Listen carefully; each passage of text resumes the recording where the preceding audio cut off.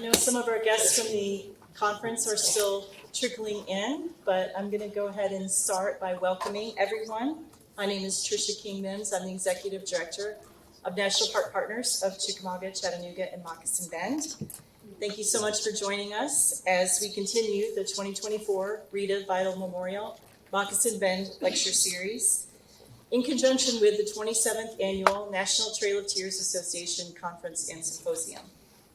The series was founded in 2006 by the Friends of Moccasin Bend, now combined with the Friends of Chickamauga and Chattanooga National Military Park to create National Park Partners. The series has been underwritten from the beginning by longtime National Park advocate and now Tennessee State Representative of District 29, Mr. Greg Vital.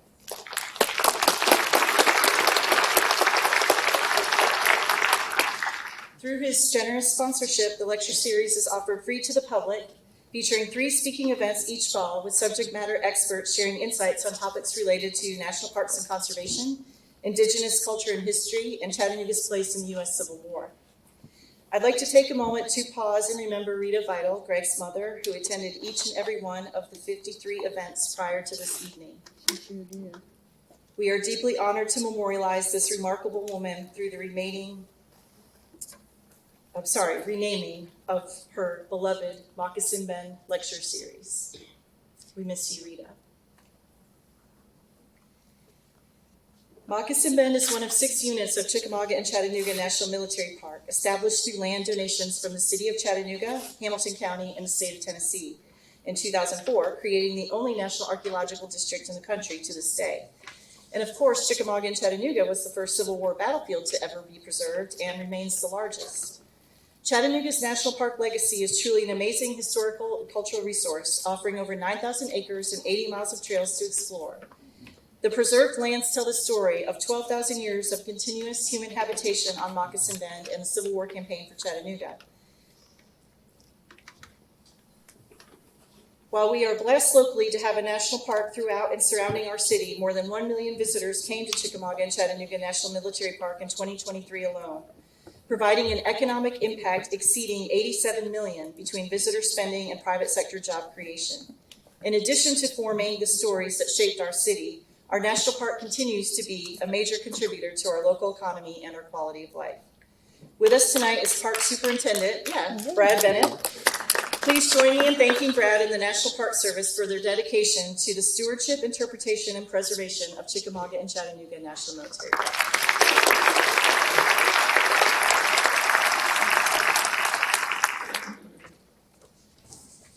Now I'd like to introduce Greg Vital, founder and sponsor of the Moccasin Bend Lecture Series. Among his many other awards and recognitions, Greg was the recipient in 2008 of the highest honor of the former Friends of Chickamauga and Chattanooga National Military Park, the Drew Haskins Award of Merit. He was also recently named Conservation Legislator of the Year for Tennessee and just recently celebrated the grand opening of the Greg A. Vital Center for Natural Resources and Conservation at Cleveland State Community College. Greg and I have worked together for nearly 20 years, going back to the early days of the Chattanooga office of the Land Trust for Tennessee, collaborating with the National Park Conservation Association, and enjoying his beautiful farm for the annual Blessing of the Buffalo, which is coming up just this coming Saturday. Mark your calendars from 2 to 6 p.m. Saturday, October 19th. For 8 years and counting with National Park Partners, Greg and I's friendship and partnership has continued. I'm grateful for the opportunity to continue doing great conservation work together. Please join me in welcoming Greg Vital.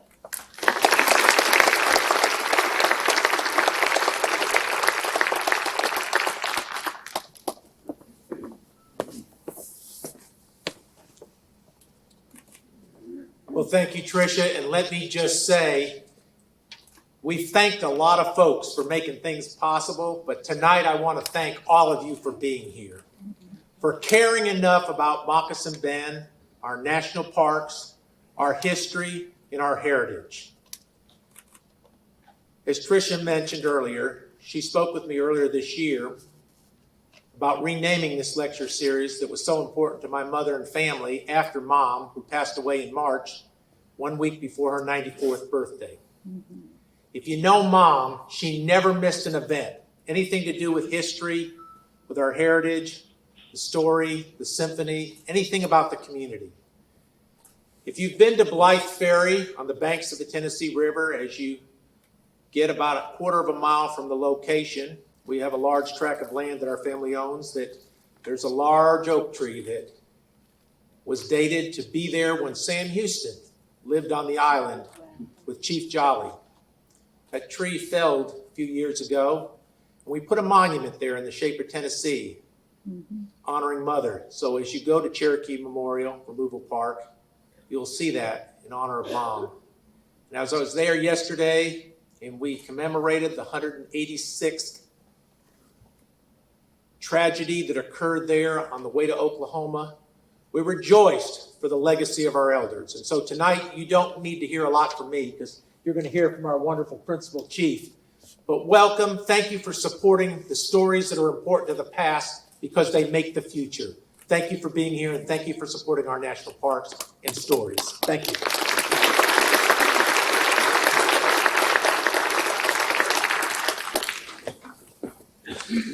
Thanks so much, Trey, for all you've done and continue to do for our national parks, and particularly Moccasin Bend.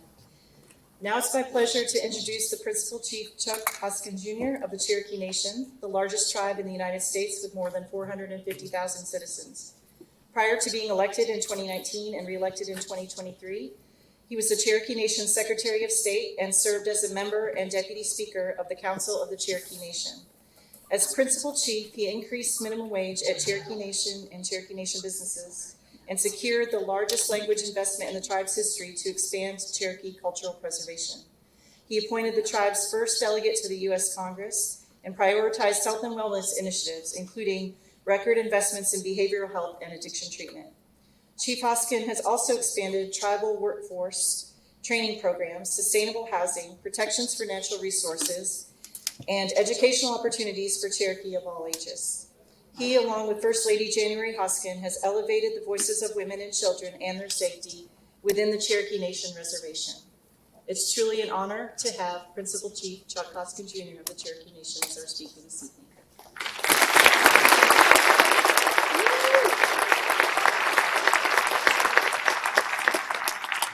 For that introduction. Ladies and gentlemen, it's good to be back. It's just been a short time, but I've been looking forward to this engagement for some time because of reasons I mentioned before. The significance of this day, the importance of the work that's been done collectively to protect Moccasin Bend, and of course our dear friends and indispensable partners, the Trail of Tears Association.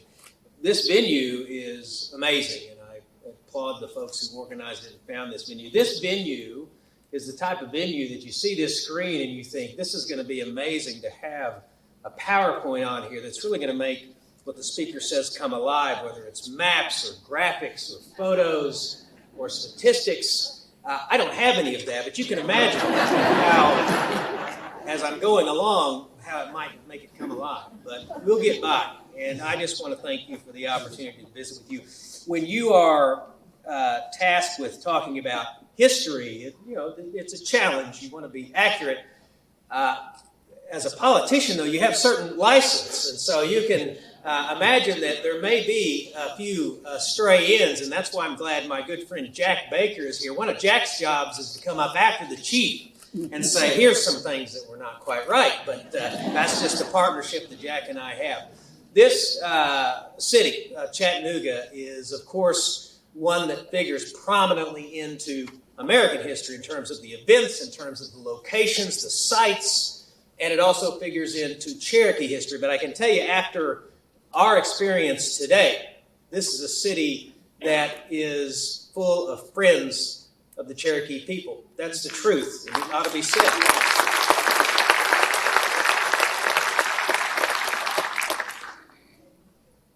As I noted, I'm in politics, not a historian, but I can tell you this, and I'm serious about this. I think anyone who holds a position like Principal Chief of the Cherokee Nation better lean on history, because the people that I have the good fortune to lead for this speck of time have such an incredible story, and it's one that can inform what one does if they get the chance to lead a great Indian nation. And that's what I have the opportunity to do. This job that I have, apart from being a father and a husband and a grandfather, it's the most important thing I've ever done. It's the most important thing I get up and do every day. And so I think about my predecessors in this role. I think about the unique place that the Cherokee Nation has today as we close out the first quarter of the 21st century as an Indian nation full of people who are still here, with a great many friends. Studying history tells me what my predecessors were up against, what decisions they made, not just them singularly. You think about Chief Ross and his incredible leadership during some of the most difficult and challenging days in all of Cherokee history, and what he did collectively with his fellow Cherokee citizens. You think about what they achieved and the measures of progress that we can see just in their time.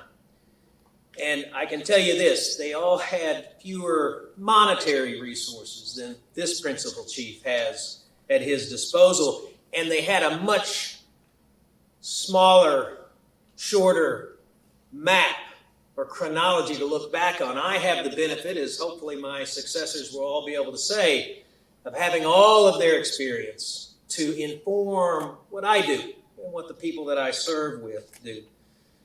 When I took this office, August 14th, 2019, I realized that I get to stand in the shoes of so many people that came before me and did such amazing things that I thought studying what they did is absolutely the best thing that a chief can do. So I've tried to commit myself to that. I've had so much help along the way, and I'm looking around this room and I'm seeing so many people who helped me. One thing I'll mention, it was a year ago I saw the Save the Bend stickers in Tahlequah by some of the folks from this organization that brought it there. And I can tell you, just as an aside, I talked to a few people that said, you know, they've got a really tall order. They've got a really tall order. Don't know if they'll be successful. The road is kind of littered with people who've underestimated Cherokee people. They did it again on this one, and you've got my appreciation once again for all of that work. And I know that it came with a lot of dedication. We're going to speak up a little bit. The history, as I study it, informs me in two major respects. This is the first one. I think it's the most important one. It's that each day, today, that the Cherokee people exist is a precious day. There's so many twists and turns, so many obstacles, so many acts of oppression and dispossession that might have meant, as I shared earlier, that we may have been a footnote in history rather than making history in the 21st century. So every day that we get to exist and continue this passion for being Cherokee is a precious one, and it shouldn't be wasted. It's just, frankly, unlikely that we're still here. I think it demands something of the leaders of this nation, but not just the leaders. It demands something of all of the citizens of this nation, and with the help of our friends, to continue this existence. The second thing, and I think about this a lot, and it's probably inescapable for all of us, whether all of this, where we are, is completely by the design of the Creator, completely in our hands, or some combination. That's really an existential and spiritual question, but it does weigh on me. But I do know that if I look at the historic record, whatever gifts, whatever opportunities, whatever precious things the Creator handed the Cherokee people, our ancestors did a great deal with those gifts, with those treasures, with those possessions. And so, again, looking at what they did is important. On my best day, I hope I do that. So, my mind always goes to the early part of the 19th century. To me, that was a remarkable and pivotal time in the country's history and in the Cherokee Nation's history. There was this pressure of a growing United States, new states imposed upon the Cherokee Nation, threatening our people, chipping away at our resources, eroding what it meant to be Cherokee. there had to be people that looked around as Cherokee people and thought, what sort of future do we have with all of this encroaching in on us? Promises that were not kept, allegiances that shifted. What our ancestors did, I think, is absolutely remarkable. And if I had to share today one quality of our ancestors, one set of decisions that our ancestors made with young Cherokees right now, particularly with what's going on in the world that they're growing up in and inheriting, it would be this. We were faced with uncertainty about our future. And what we did, our ancestors did, is we leaned into democracy, into reason, into diplomacy, into the rule of law. It doesn't strike people in the western part of the world in particular as particularly bold now, but it was bold then. We had to change radically the way we arranged our society. And look, I'm a Cherokee and I know this about Cherokee people. There's more than a few Cherokees in here. If we agreed on everything, I don't think we'd recognize each other. I don't think we would wonder I think we'd wonder if we were in the room with Cherokees if we agreed on everything. That's just the nature of things. And perhaps it's always been. But at that time, we made this collective decision.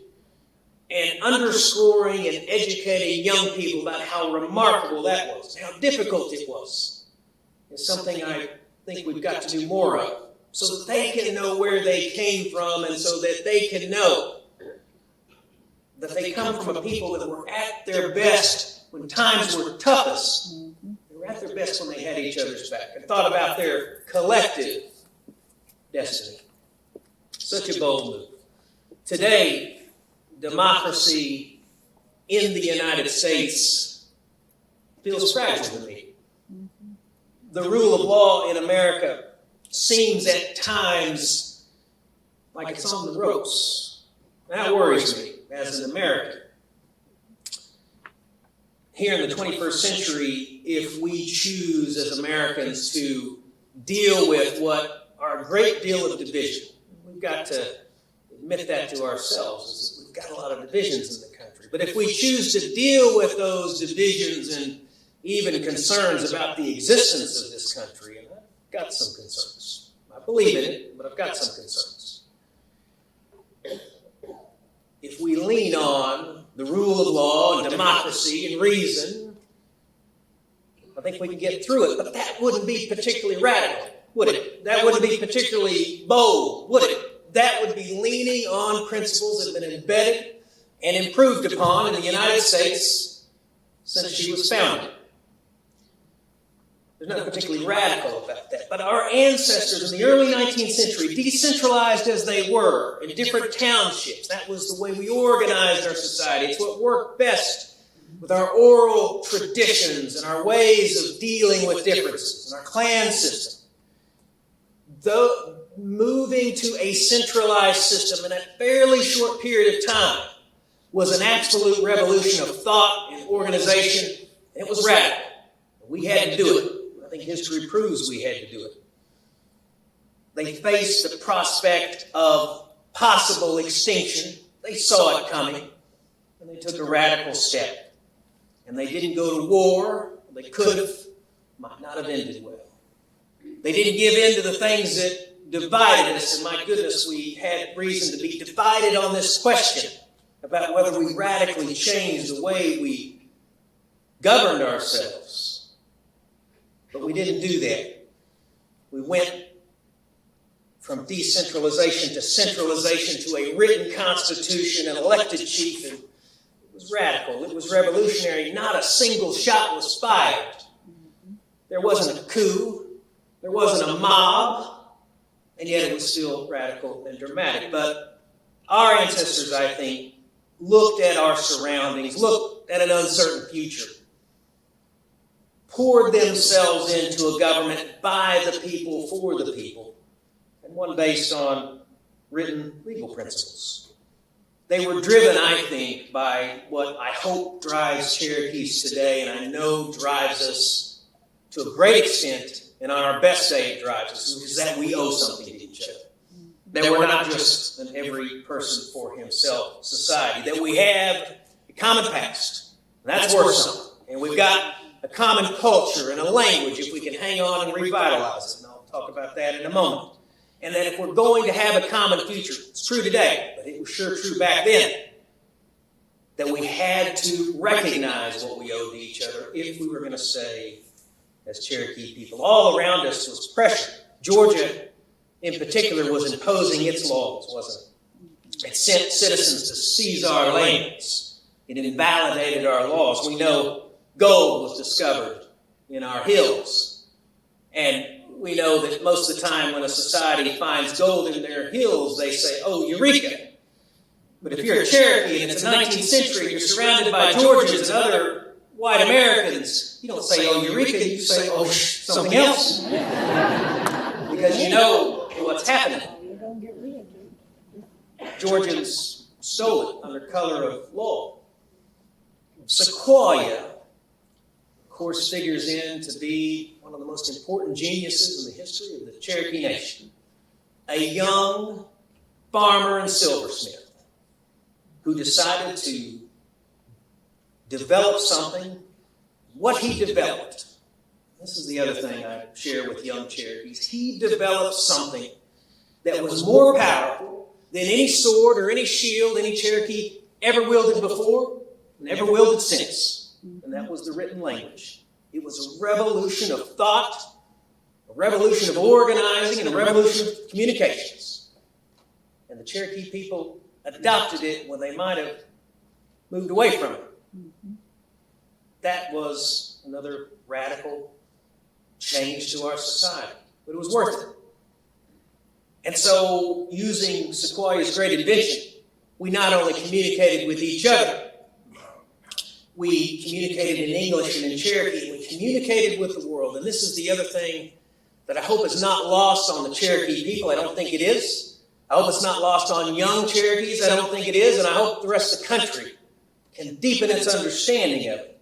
Is the Cherokee people weren't simply run over, we weren't simply rounded up in stockades, we weren't simply marched across the country in our removal and perished, saw a quarter of our population perish.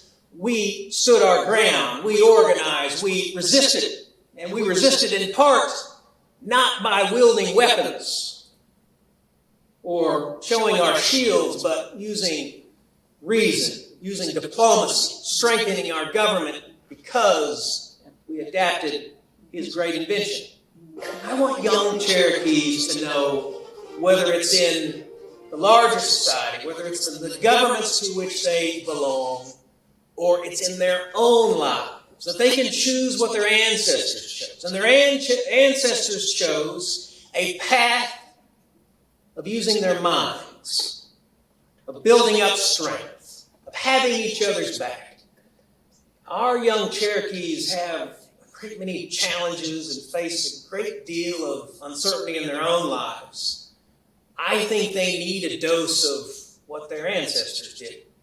I think they need to think about that. And I think those of us who are not as young ought to do all we can to help explain to them where they came from. And that they're here in part because their ancestors chose that path, not a path of violence, not a path of division. That's what their ancestors did to success. And it wasn't weakness, it was strength.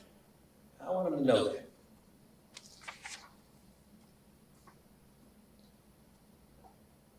The other thing I want them to know is this. We celebrate, talk a lot about the case of Worcester versus Georgia.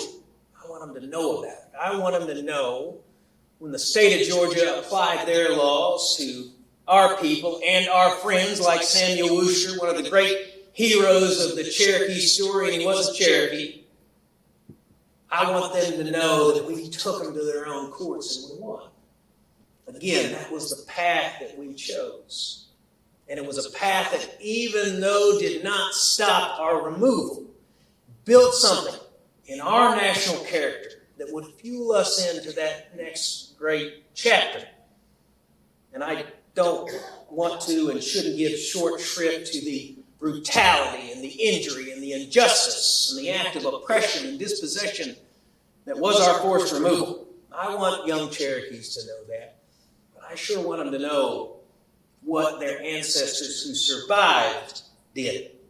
After removal, we were, of course, split. You hear about people being at each other's throats. You know your history. Our people were at each other's throats. I mean, they were at each other's throats. Our future was in doubt because we might have given in to the political violence that was gripping the Cherokee Nation after removal. We might have given in to the differences about how we should govern ourselves after removal and what treaties meant. We didn't do that. The United States today, as I mentioned, feels fractured. I don't think it's anything compared to the fracture that was gripping the Cherokee people after our forced removal that ended in 1839. But our ancestors wielded wisdom and foresight, and they remembered that they owed something to each other, that it was worth having each other's back. In 1839, they forged the Act of Union, a remarkable document which brought us back together at a time when the rest of the world not only predicted we'd stay apart, but were probably hoping we'd stay apart to solve this Cherokee problem once and for all, because they'll just be at each other's throats. And of course, we crafted the Constitution of 1839. We did something else. We invested in things that matter, that build a great society. This is the other thing I learned from our history. What did we invest in when we didn't have much left after our removal? We invested in democracy. We invested in the rule of law, even though those ideas and principles either let us down in this country or were used against us as a weapon. Even though the United States tried to crush those things, we still believed in them. There's a great deal more of our history that happened after removal, but that era of history, before removal, what we did, what we believed in and what got us through it, and what we did after we were potentially at each other's throats, irreparably, but stuck together. Those are the things that inform what I do as principal chief on my best day with a great many wonderful leaders. So here's what we're doing today. We're thinking about what our ancestors believed in. Democracy. Democracy is not just a principle, it's not just an idea, it's got to be an action, it's got to be wielded. And so what we do is we reach out to our citizens in ways we haven't before all over the country. We've got this amazing tool online called the Gadugi portal. Many of you who are Cherokee citizens may access that. We send the Cherokee Phoenix free to all of our citizens. That great press born of Sequoia's genius, it's still around. We send it to all of our citizens. Our voter turnout participation is far too low, but we're registering thousands and thousands of Cherokees, including today, here in Chattanooga. And voter participation in the last election was up 25% from the previous one. We've got to keep improving that. We're supporting grassroots Cherokees through community organizations. There was a gentleman that showed up tonight at our photo ID event. He said, I want to organize. That's music to my ears. That's how this nation is stronger a year from now, a generation from now than it is today, because Cherokees want to keep it alive no matter where they live. Here in Chattanooga is where they can do it. We've got a new volunteer organization called the Gadugi Corps, in which people all over the country that are Cherokee can come home, pitch in, and if you're living in the Cherokee Nation, there's a great deal of work to do as a volunteer or national service participant. This is significant. We are meeting the moment back home when it comes to the McGirt case, the reaffirmation of our reservation, that reservation described in our removal treaty and changed but still there in the Treaty of 1866.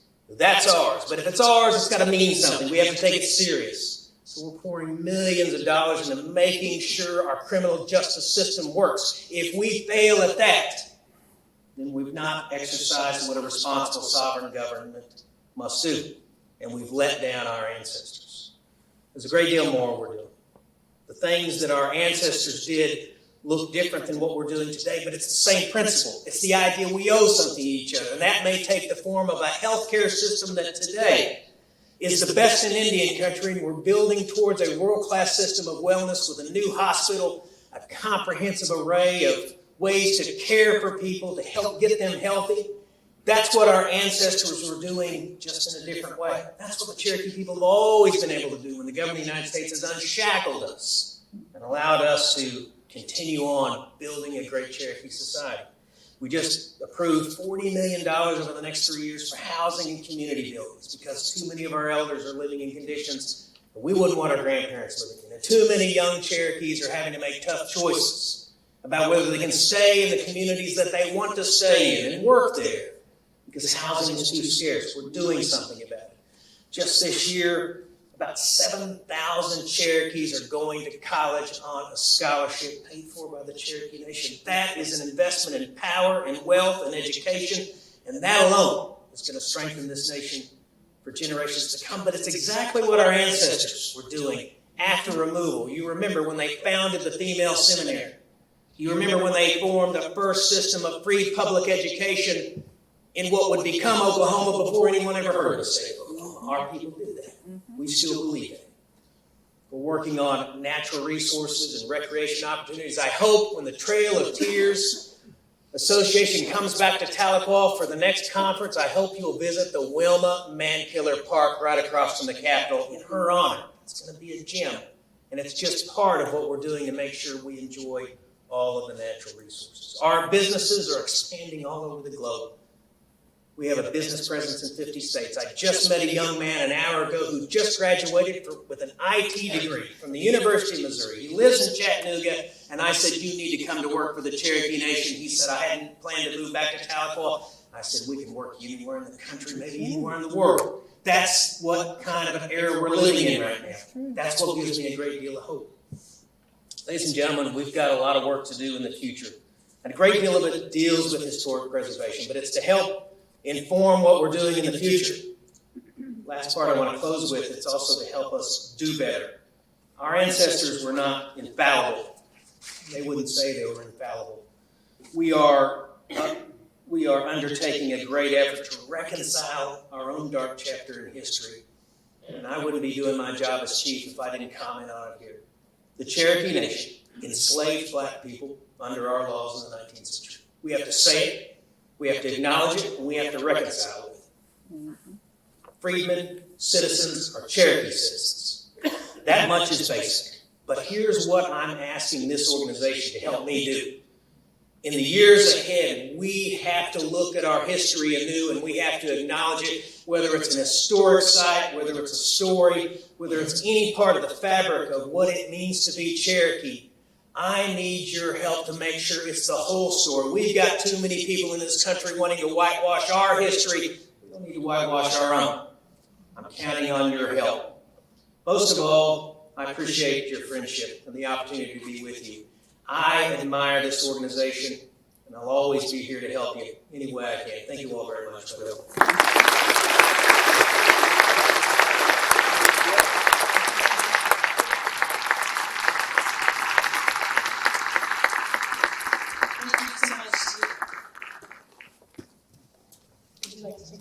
Sure.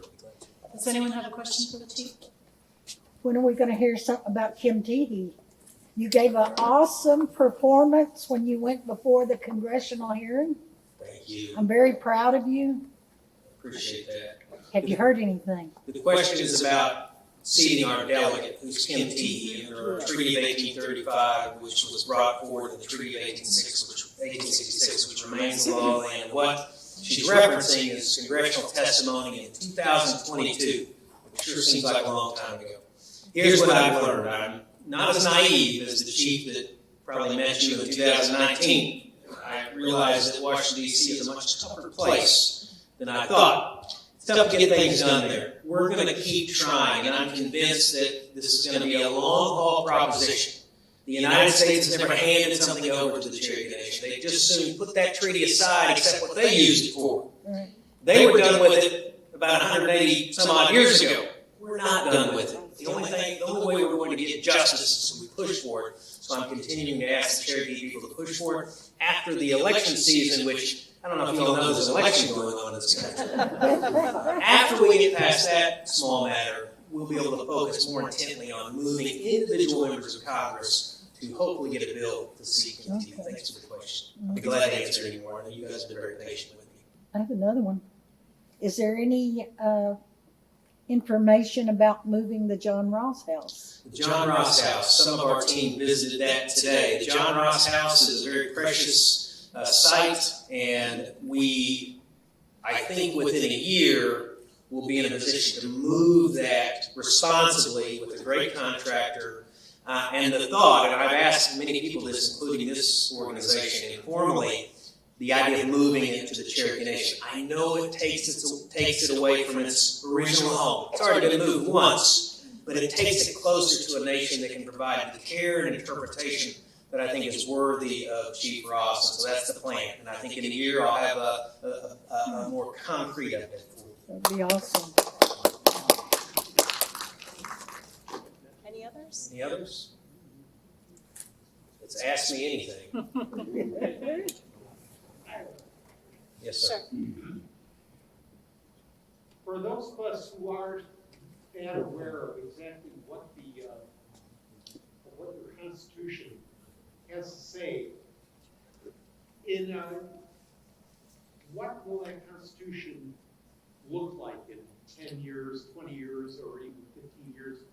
What will that look like? What will that mean to our nation? You're talking about the Cherokee Nation Constitution, and that's a very good and timely question. As you may know, and as people in here I'm sure know, we had a question on the ballot this summer as to whether to have a constitutional convention. More than 20 years ago, and I was a delegate to the Constitutional Convention, and we crafted a new Constitution.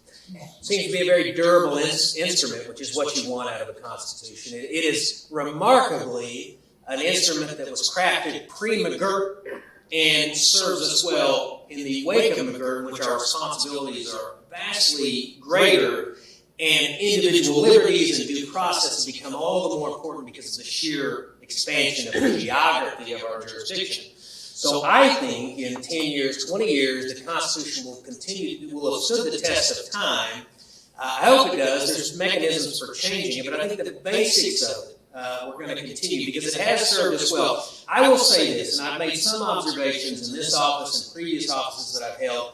There are tribal nations in the country that operate differently, and it may work well for them, but I see some of the way they operate, which is rooted in their constitutions, and I see that sometimes it's difficult for a different arrangement in a tribal government to get things done. Now, you want to counterbalance a guy like me getting things done with a council that can check him or her.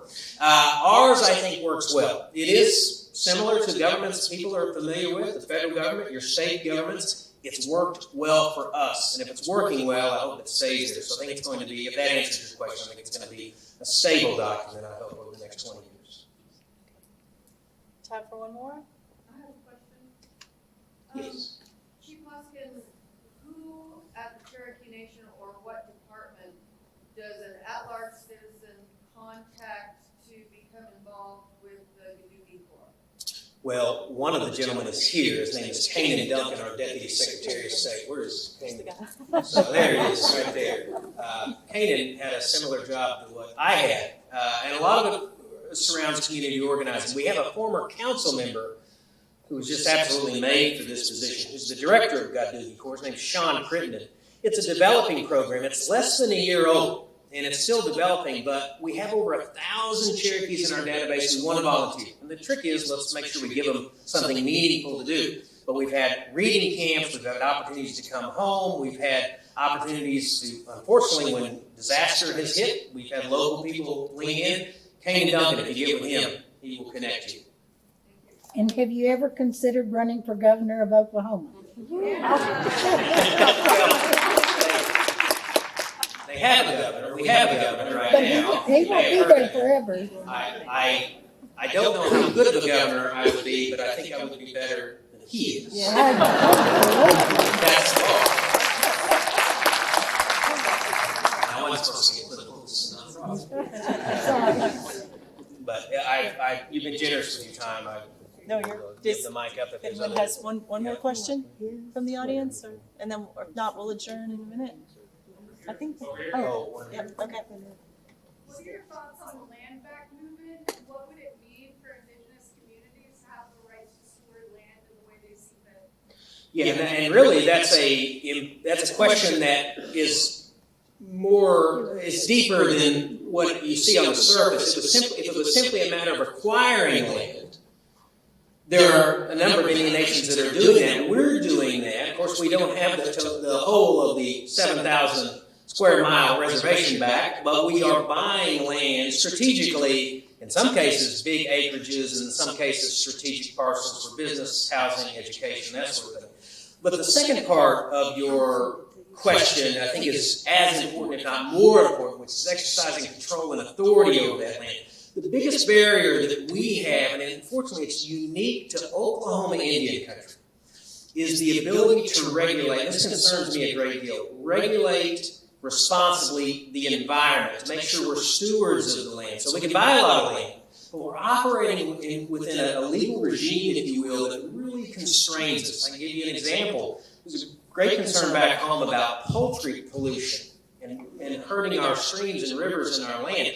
I think we could exercise more responsible regulation and governance of that land in the state of Oklahoma has, because I don't think they've done a good job, and I think we're all going to pay a consequence that's generations long. And I hope this is responsive to your question. So it's not just about purchasing land, which we're doing. It's about, we need some change, I think, in how we're able to regulate that land. But to the extent that we can, we are in the post-McGirt era, even though McGirt's about criminal jurisdiction, we are expanding sort of the scope and our aspirations about how we manage land.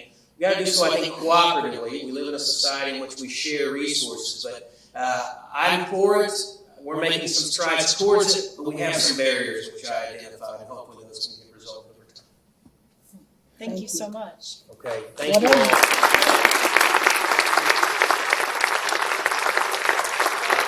Please over for this evening. Please adjourn to the lobby. We have our National Park Partners table set up with information. The Cherokees Association has a table with information. If you're ready, just get on the bus and go back to the hotel. Those are outside. But we hope to see you in the lobby. Thank you.